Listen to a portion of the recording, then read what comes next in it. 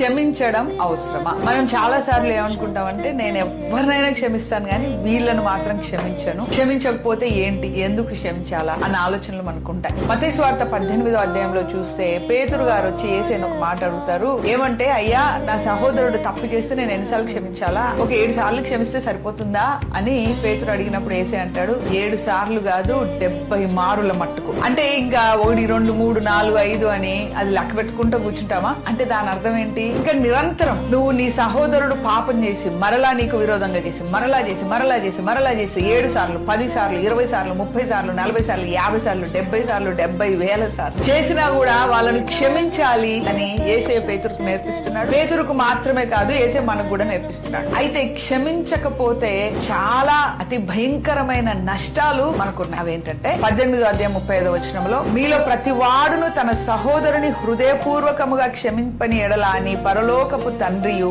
ఆ ప్రకారమే మీ ఎడల చేయును. లాస్ట్ కేసు ఇచ్చే కన్క్లూజన్ ఏంటంటే, నువ్వు క్షమించలేదు కాబట్టి నా క్షమాపణకు నువ్వు అర్హులు కాదు అని దేవుడు వాళ్ళని తృణీకరిస్తాడంట.